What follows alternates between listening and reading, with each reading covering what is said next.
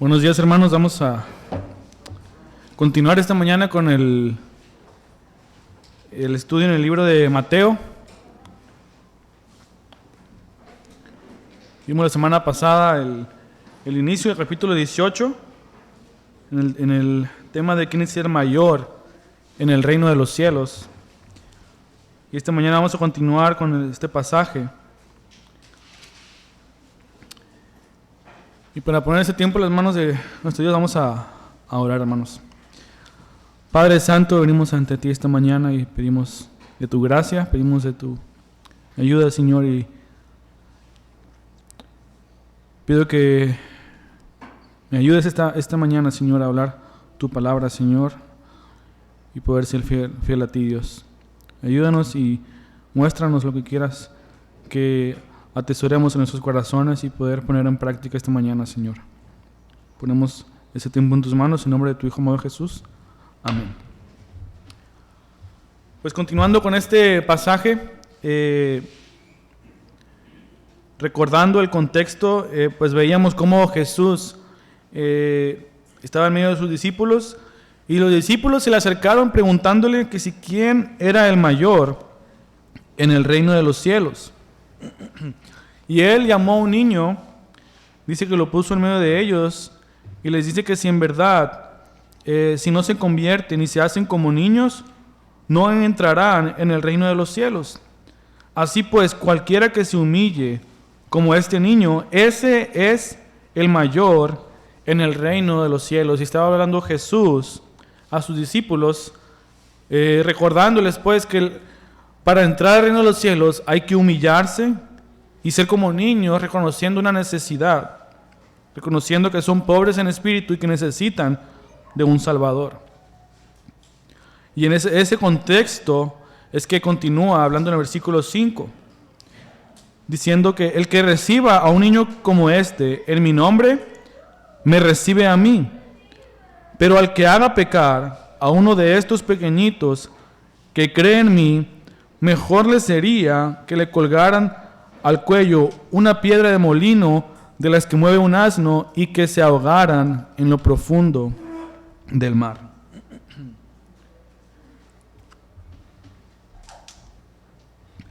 Vemos que pues como Jesús cambia un poco el tema, pero continúa con el contexto de un niño en medio de ellos. Y ahora Jesús habla en estos versículos de la importancia que es no hacer tropezar a otros, o no hacernos tropezar unos a otros, o evitar el tropiezo, que es algo, como le he titulado este mensaje, evitando el tropiezo. Y es que Jesús empieza a hablar que cualquiera que haga pecar a uno de estos pequeñitos que creen en mí, le sería mejor morir. Y vamos a ver 3 puntos esta mañana en este pasaje. El punto número 1 es que la manera en que tratamos a los hijos de Dios es también una manera en que tratamos a Cristo. La manera en que tratamos a los creyentes, la manera en que podemos dirigirnos hacia los creyentes es también una manera en cómo nos dirigimos o tratamos a Cristo. Y es lo que dice el versículo número 5. Dice, el que reciba a un niño como este en mi nombre, me recibe a mí. Y sabemos que por el contexto que tenían a un niño pequeño en medio de ellos, que estaba una persona, un niño en medio de ellos, y Jesús les empieza a hablar respecto a este niño, pero podemos ver que también está hablando no solamente de un niño que estaba en medio de ellos, sino de los hijos de Dios. Vemos a Dios, a Jesús, como a Dios Padre, como teniendo a hijos a cada uno de nosotros. Sabemos que Dios nos adopta, Dios nos hace sus hijos, y en ese contexto o en ese modo es en que está hablando Jesús acá. Que cualquiera que recibe a un niño como este, en mi nombre, me recibe a mí. O cualquiera pues que recibiera a un creyente, estuviera o está recibiendo a Cristo. Si recordamos unos capítulos más atrás, cuando Jesús mandó a sus discípulos a predicar el Evangelio, en medio del pueblo de Israel, y Jesús les decía que si alguien no le recibía o no escuchaba su mensaje, que se cubriera sus pies y se fuera de ese lugar. Y al final de cuentas, a quien no recibían era a Cristo y su mensaje. Y de una manera similar, Jesús dice que el que recibe a un hijo de Dios está recibiendo a Cristo, le está recibiendo a Él. En otras palabras, la manera en que nosotros tratamos a los hijos de Dios o a los creyentes es una manera también en cómo tratamos a Cristo o en cómo tratamos a Dios. Y aquí vemos 2 puntos. Uno, el recibir, el aceptar, el poder aceptar a los hijos de Dios. Y el punto número 2, o el punto contrario, es hacer pecar a un hijo de Dios, que es lo que dice el versículo 6. Pero al que haga pecar a uno de estos pequeñitos que cree en mí, mejor le sería que le colgaran al cuello una piedra de molino de las que mueve un asno y que se ahogaran en lo profundo del mar. En otras palabras, le sería mejor morir. Y es que al contrario, o lo opuesto, a lo mejor de recibir o aceptar, o de abrazar a los hijos de Dios, en este punto vemos lo contrario, que es hacer caer o tropezar o propiciar que un hijo de Dios o un creyente caiga en pecado. Vemos aquí a Dios como un padre que cuida a sus hijos, como un padre celoso que busca el bienestar de sus hijos, y como tal está dando una advertencia que cualquiera que haga tropezar o que haga caer a uno de sus hijos o que haga pecar, le sería mejor morir. Y la muerte que está dando aquí es una muerte que probablemente ellos conocían, el pueblo de Israel, porque era una castigo de muerte que los romanos daban en ciertos casos específicos. El que se les atara a su cuello una piedra de molino que movía un asno, y es como, por ejemplo, una piedra del tamaño mío aproximadamente, que en el medio tenía un hoyo, se le metía una viga, gracias, y un asno la movía alrededor dando vueltas.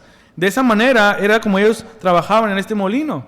Entonces imagina de qué tamaño o de qué peso es esta piedra que la amarraban al cuello de esta persona y la tiraban al fondo del mar. Si a lo mejor, si has estado en el mar, creo que has sentido la sensación en algún momento de que crees que te vas a ahogar, pero rápidamente tratas de nadar, tratas de subir a la superficie, o alguien está contigo, te agarras de alguien. Pero imagina que amarran a tu cuello una piedra del tamaño tuyo que pesa probablemente 5 o 10 veces más que tú. ¿Qué tan fácil sería salir de esto? Era una muerte terrible, morir ahogado de esta manera. Era una muerte segura. Y Jesús les dice que sería mejor que te hicieran eso a ti, a que tú hicieras pecar a un hermano o a un hijo de Dios. Sería mejor morir de esta manera que hacer tropezar a alguien. Y dice aquí un comentarista que todo creyente es un hijo de Dios, y al igual que todos los hijos necesitan protección, cuidado y comprensión. Es un delito enorme dañar incluso a uno de ellos guiándoles a pecar. Arruinar el carácter de un santo o retrasar su crecimiento espiritual es algo atroz a los ojos de Dios, porque equivale a atacar a su Hijo amado Jesucristo. Veíamos que la manera en que tratamos a los creyentes es una manera, a lo mejor, como tratamos a Cristo. Así como Cristo dijo en su sermón que en los tiempos postreros Dios le va a decir a unos: gracias porque me ayudaste, porque me socorriste, porque me diste agua cuando tenía sed, alimento cuando tenía hambre, ropa cuando tenía necesidad.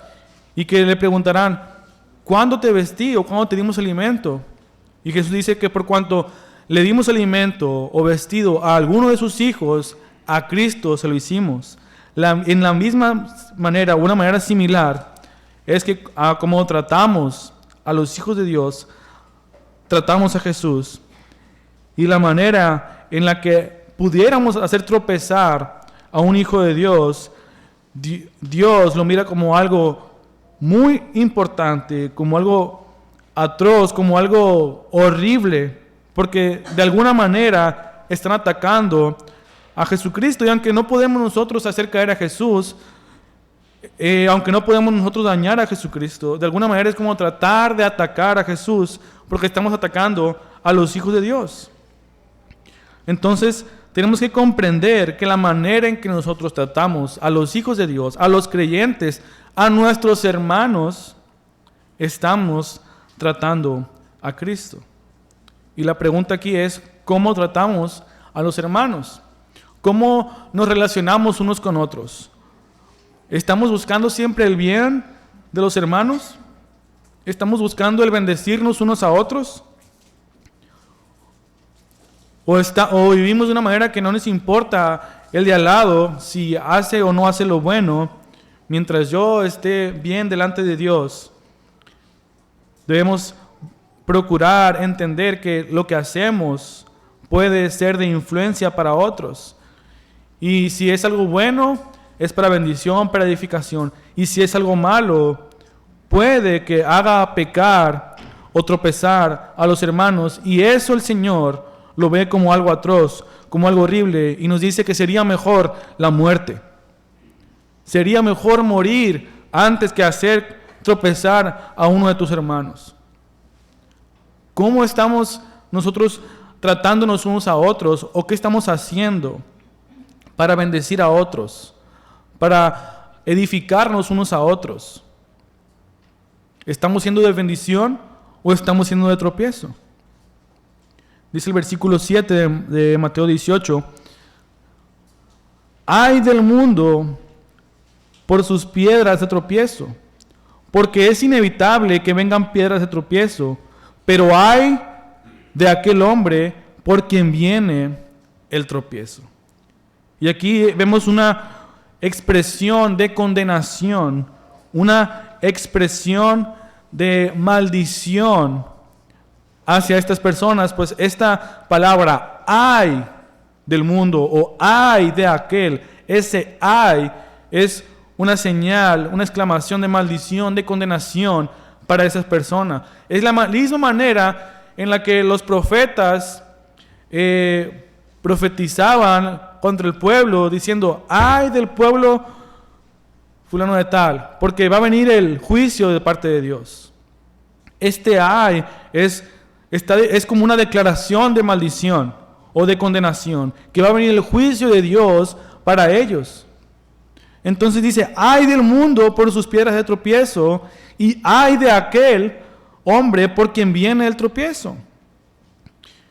Y vemos entonces que nosotros podemos ser piedras de tropiezo. El mundo es una piedra de tropiezo. El mundo, la sociedad, la filosofía que este mundo tiene, sabemos que es algo que nos va a hacer tropezar, porque todo lo que este mundo promueve y distribuye en los medios de comunicación, sabemos nosotros que es de tropiezo, porque sabemos que es algo que va en contra de la voluntad de Dios, y que es una filosofía, una manera de pensar que no está dictada por Dios. Y creo que hasta cierto punto podemos esperar que lo que el mundo nos ofrece nos puede llegar a tentar o nos puede ser piedra de tropiezo. Y esperamos eso porque el mundo va en contra de Dios. Pero el otro punto es el hombre por quien viene el tropiezo. Sabemos que el mundo nos va a provocar a la tentación, pero el punto acá es también esa persona que nos puede hacer tropezar. Esa persona que nos guía, que nos pudiera guiar a pecar, a lo mejor sin conocerlo. Y vamos a ver aquí unos puntos por los cuales pudiéramos hacer caer a otros, o tropezarles, o guiarles a pecado. Y el punto número 1 es enseñando falsa doctrina. enseñando falsa doctrina. Es una manera en que podemos hacer pecar a otros, a un hijo de Dios.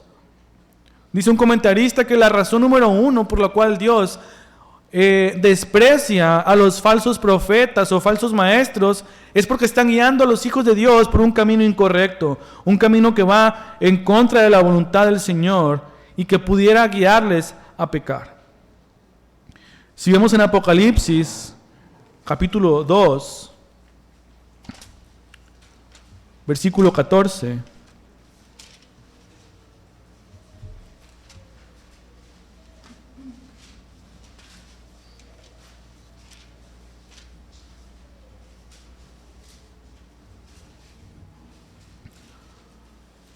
vemos cómo Dios está condenando a la iglesia de Pérgamo. En el versículo 14 dice: pero tengo unas pocas cosas contra ti, porque tienes ahí a los que mantienen la doctrina de Balaam, que enseñaba a Balac a poner tropiezo ante los israelitas, a comer cosas sacrificadas a los ídolos y a cometer actos de inmoralidad.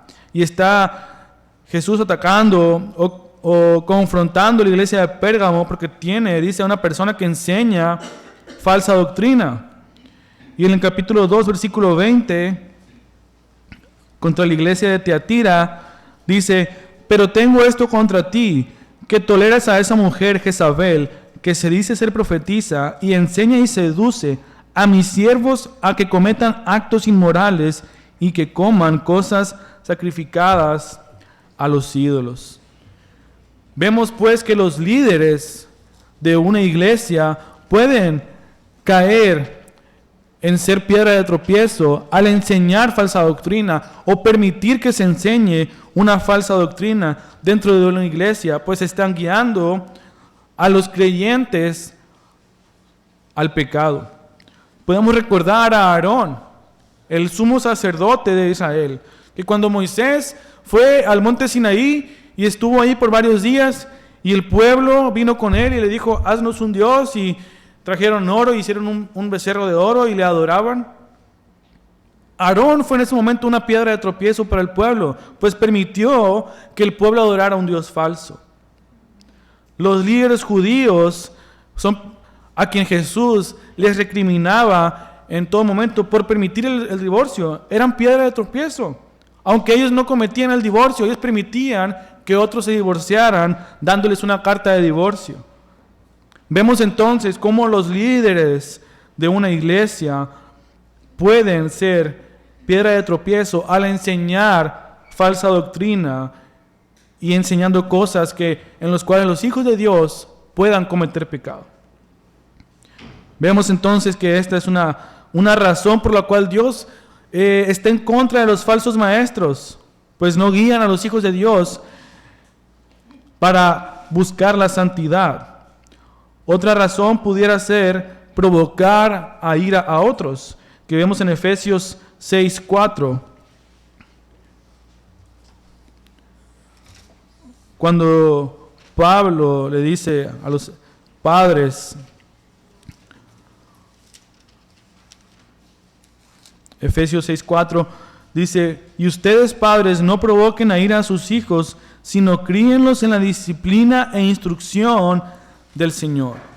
Cuando un padre no guía a sus hijos de una manera correcta en el Señor, y al contrario les provoca a ira o les provoca frustración en su vida al exigir cosas de más o tratarles de una manera áspera, pudiera guiar a sus hijos lejos del camino del Señor.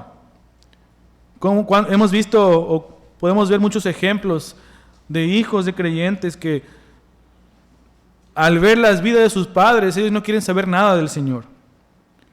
Y en ese aspecto, como padres, pudiéramos ser piedra de tropiezo para los hijos, que al conocer un aspecto a lo mejor hipócrita de los padres, pudieran alejarse de la vida del Señor y buscar una vida lejos de Dios. Y otro ejemplo, otra área en la que podemos ser piedra de tropiezo, y creo que es un área en la que puede ser la más amplia o la más común entre cualquier iglesia, es presumir de nuestra libertad cristiana para hacer cosas que a otros les pudieran parecer pecado. Y es que nosotros, como creyentes, podemos tener un estilo de vida que tú puedes pensar que es correcto o que es bueno, pero que a otro le parece incorrecto. Y en ese momento somos ejemplo pecaminoso para ellos. Y presumimos o alardeamos de nuestra libertad como creyentes para hacer cualquier tipo de cosa que a otro le pudiera parecer pecado. Y este ejemplo es algo que vemos en la Escritura, en Romanos capítulo 14. Si vamos a Romanos capítulo 14,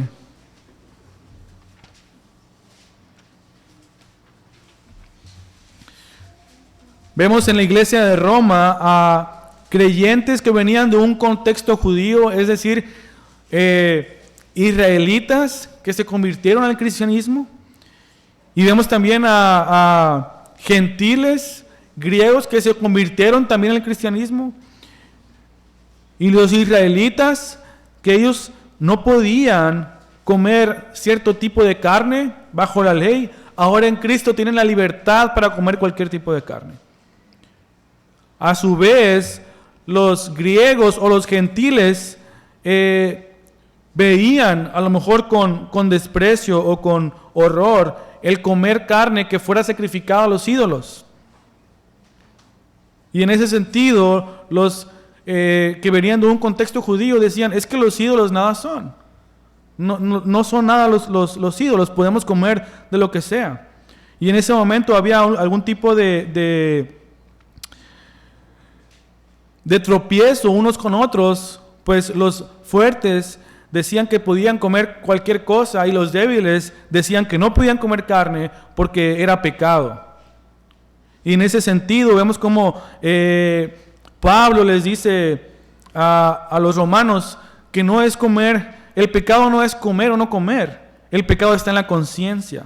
Pero les exhorta a los que se creen fuertes a abstenerse de comer o a no juzgar o criticar a los que no comen. Y los que no comen a no condenar a los que comen, porque ellos tenían la libertad para poder comer cualquier alimento. Entonces vemos ahí en Romanos 14, versículo 19. Dice, así que procuremos lo que contribuye a la paz y a la edificación mutua. No destruyas la obra de Dios por causa de la comida. En realidad, todas las cosas son limpias, pero son malas para el hombre que se escandaliza a otro al comer. Es mejor no comer carne, ni beber vino, ni hacer nada en que tu hermano tropiece. La fe que tú tienes, tenla conforme a tu propia convicción delante de Dios. Dichoso el que no se condena a sí mismo en lo que aprueba, pero el que duda, si come, se condena porque no lo hace por fe, y todo lo que no procede de fe es pecado. Entonces, Pablo les dice a los romanos que procuremos la edificación mutua y la paz, y no hacer tropezar a otros. Dice Pablo, para mí es mejor no comer carne nunca si eso va a hacer que mi hermano tropiece, si que mi hermano peque. No, es que en ese momento era como decirle a una persona, come carne, no pasa nada. Pero él en su conciencia lo veía como algo pecaminoso. Y si en su conciencia lo veía como algo pecaminoso, le era mejor no hacerlo, porque le era pecado. Dice entonces aquí que la fe que tú tienes, tenla conforme a tu propia convicción delante de Dios. Es la conciencia la que les indicaba a ellos qué era pecado o qué no. Pero el forzar a otro a cometer un acto que para ti no es pecado, pero que para otro por su conciencia lo es, eso es ser tropiezo para otro. Y eso puede aplicar en cualquier otra área. A lo mejor para una persona es pecaminoso tomar vino. para otra persona no lo es. Pero si tú sabes que eso va a hacer a tu hermano caer en pecado o le es de tropiezo, mejor nos abstenemos de tomar vino, porque sabes que al otro le es de tropiezo. Entonces, cuando nosotros presumimos o alardeamos de nuestra libertad como creyentes para hacer cualquier cosa, en frente de otros les pudiera ser de tropiezo, y en ese momento estamos siendo un ejemplo de pecado para otros. Y eso es, creo yo, el punto más común dentro de las iglesias de hacer tropezar a otros. Porque no todos son líderes, no todos son padres, o incluso el ser padre no afecta a otros, sino solamente a tu propia familia. Pero dentro de la vida de la iglesia, como creyentes, nuestro estilo de vida puede ser visible ante muchas personas, y si somos de tropiezo a otros con nuestro estilo de vida, mejor nos sería morir, dice Jesús. Entonces nosotros como creyentes debemos buscar no ser de tropiezo para otros. Si tú sabes que esa actividad o eso que tú haces en tu libertad de conciencia delante del Señor a otro le puede hacer ocasión de pecar, es mejor no hacerlo para ser de bendición a otros.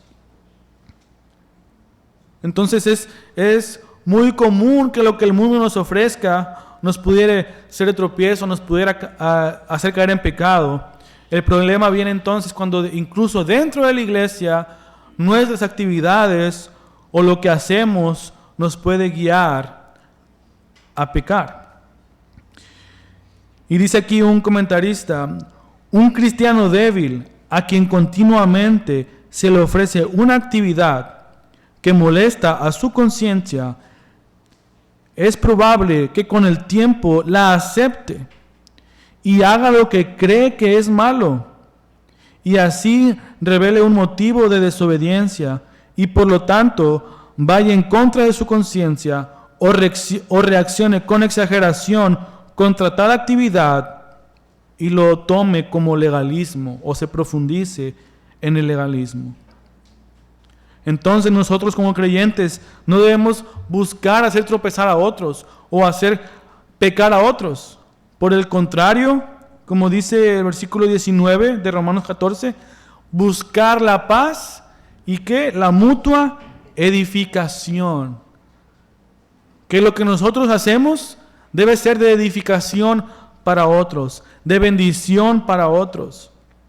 Lo contrario de destruir es edificar.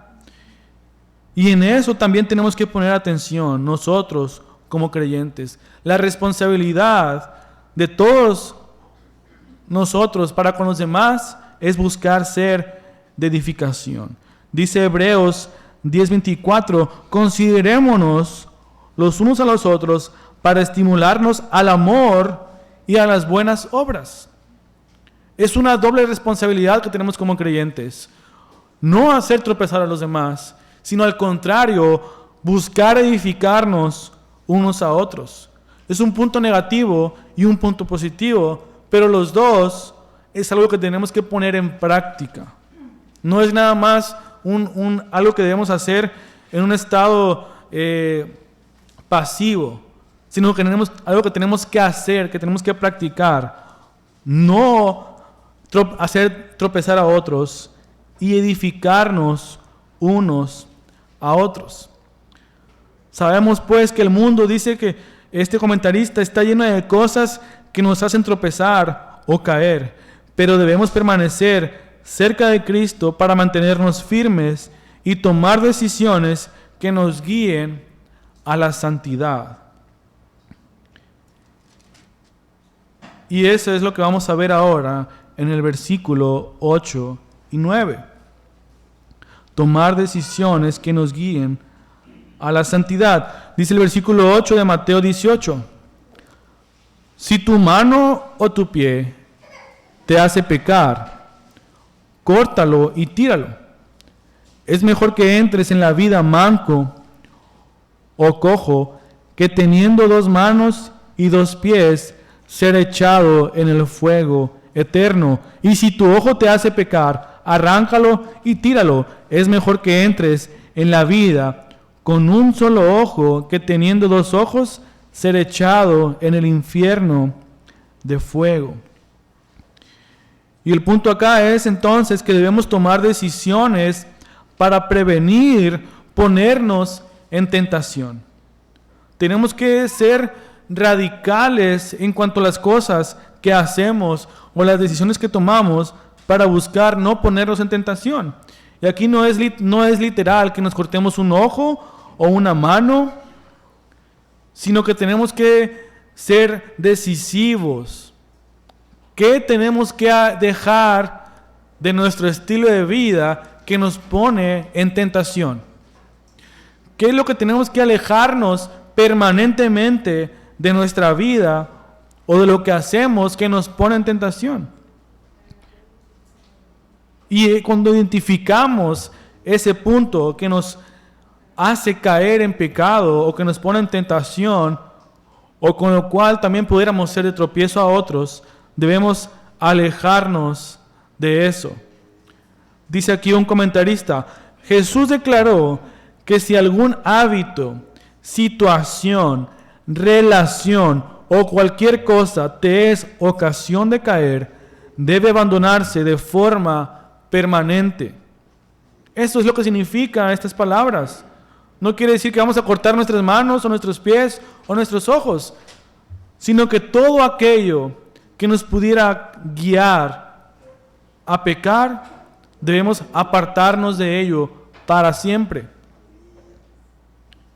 ¿Qué es lo que nos lleva a pecar o que nos puede poner en tentación? Puede ser una persona, una amistad,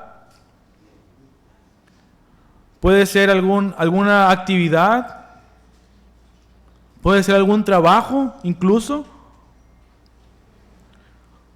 Toda cosa que nos guíe o nos pudiera poner en tentación, debemos apartarla de nuestra vida.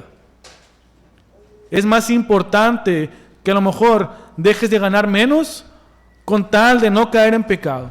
Es más importante a lo mejor dejar de ver a una persona o una relación, una amistad que te provoca el pecar, que seguir pecando. Debemos buscar activamente la santidad en nuestra vida, y eso incluye hacer cambios de tal manera que podamos evitar ponernos en tentación o caer en pecado. Cuando nosotros hacemos estas cosas o nos ponemos en tentación, no solamente podemos caer, sino también ser de tropiezo para otros. ¿En cuántas ocasiones a lo mejor un pecado que tuviste un hermano y dices, es que mi hermano yo lo veo y tiene un estilo de vida o tiene un testimonio tan grande, y mira cómo cayó en pecado? Y a lo mejor tú también te quieres apartar del Señor o lo usas como un motivo como para pecar también. En ese sentido, todos nosotros podemos ser de tentación o de tropiezo unos para con otros en nuestro estilo de vida. Incluso nuestros propios pecados pueden ser de tropiezo para otros. Entonces debemos buscar siempre, en todo momento, no hacer tropezar a otros. Entonces hemos visto estos 3 puntos, que en la manera en que tratamos a otros es una manera en que tratamos a Cristo. Vemos que Dios condena a todos aquellos que hacen tropezar a otros y que debemos tomar decisiones radicales para prevenir ponernos en tentación. Y en ese momento tenemos que entonces meditar y pensar: ¿cómo estamos tratándonos unos a otros? ¿Cómo estamos relacionándonos unos con otros? ¿Te importa la manera en que te relacionas con los demás? ¿O siempre tienes problemas con otros? ¿Qué estoy haciendo que pueda ser de tropiezo para mis hermanos? No, pues es que yo no sé qué es lo que a él le hace tropezar, así que yo voy a vivir mi vida como yo quiera. ¿Cómo vas a conocer lo que a tu hermano le puede hacer tropezar? ¿Cómo vas a conocer lo que al otro le puede hacer caer? A través de la comunión unos con otros. Si no tenemos una comunión, si no tenemos una fraternidad, no podemos conocer lo que al otro le puede hacer ocasión de tropezar. Y debemos meditar qué estamos haciendo que le pueda hacer de tropiezo a otros. Y estar listos para cortar de nuestra vida cualquier actividad que me haga o que me provoque caer en tentación. ¿Debo cortar algo de mi vida que me pone en tentación o que puede hacer a mi hermano tropezar? Esas son las preguntas con las cuales debemos meditar en este pasaje. ¿Cómo trato a mis hermanos? ¿Qué puedo hacer que pueda hacer de tropiezo a otros? ¿Y qué debo quitar de mi vida? ¿Qué debo cortar de mi estilo de vida que me puede hacer caer en pecado o que me puede hacer caer en tentación? Porque no es cualquier cosa el hacer caer en tentación. Vemos cómo Jesús les dice que sería mejor morir que hacer a otro tropezar.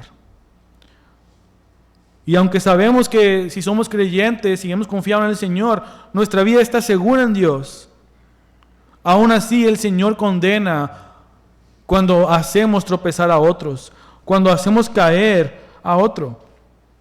Nuestro ejemplo, nuestra manera de vivir, nuestras palabras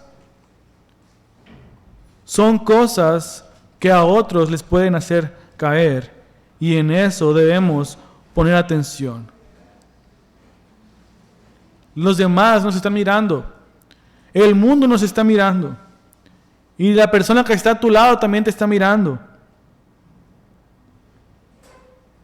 Y si no prestamos atención, podemos ser de tropiezo, podemos hacer pecar a los demás. Y Pablo le dice, es mejor no hacer eso nunca más que hacer que mi hermano peque. ¿Es ese nuestro motivo? ¿Es ese nuestro anhelo? Dice un comentarista que es muy común que como padres, los padres protejan a sus hijos de otras personas, de otras amistades o de ciertos lugares o de ciertas cosas que les puedan hacer caer o tropezar o lastimarse. Es muy común, un padre siempre va a proteger a su hijo. Un padre siempre va a proteger a su hijo para que no se lastime o le vas a restringir algo que sabes que le va a hacer pecar o le va a hacer peor para él. Pero ¿cuántas veces estamos realmente preocupándonos por nuestros hermanos? ¿Cuántas veces estamos pensando si lo que hacemos puede hacer tropezar a otros? O incluso siquiera nos preguntamos por el bienestar espiritual de los demás.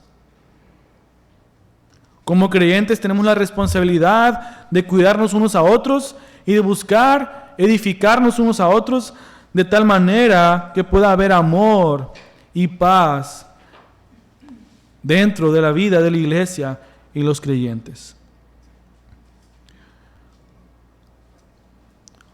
Busquemos, hermanos, que el Señor nos ayude a poder tener estas cosas en cuenta, a poder pensar en los demás antes de actuar y en todo momento preocuparnos o buscar el bienestar espiritual de los demás antes que el egoísmo personal al hacer lo que es mejor para nosotros en lugar de lo que va a edificar a nuestros hermanos.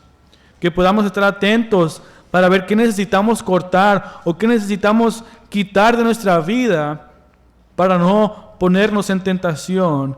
Y también estar atentos a ver la manera en que nos tratamos unos a otros. Y siempre que en todo momento buscar la edificación y el amor para los unos y los otros. Vengamos al Señor, hermanos. Padre Santo, te agradecemos por tu palabra, Señor, y te agradecemos por lo que nos muestras y nos enseñas, Señor, y pedimos que nos ayudes a buscar siempre el amor entre unos y otros, a dejar atrás el egoísmo y buscar que en todo lo que hagamos podamos bendecir a otros, podamos ser de edificación unos para otros y buscar cualquier cosa que nos impida o que pueda hacer a nuestros hermanos caer, que nos impida ser de bendición y alejar de nuestra vida todas aquellas cosas que nos pueden poner en tentación o que puedan hacer provocar a nuestros hermanos caer en pecado. Que busquemos, Señor, como dice tu palabra, estimularnos al amor y a las buenas obras, procurar la paz y la mutua edificación, y que en todo momento busquemos no dañar a los demás, sino siempre amarnos y buscar darte la gloria en todo lo que hagamos, Señor. Que en todo momento nuestras actitudes, nuestras palabras sean tales que podamos bendecirnos unos a otros. Y si podemos ver algo que a nuestros hermanos les pueda hacer tropezar, que podamos hablarlo, que podamos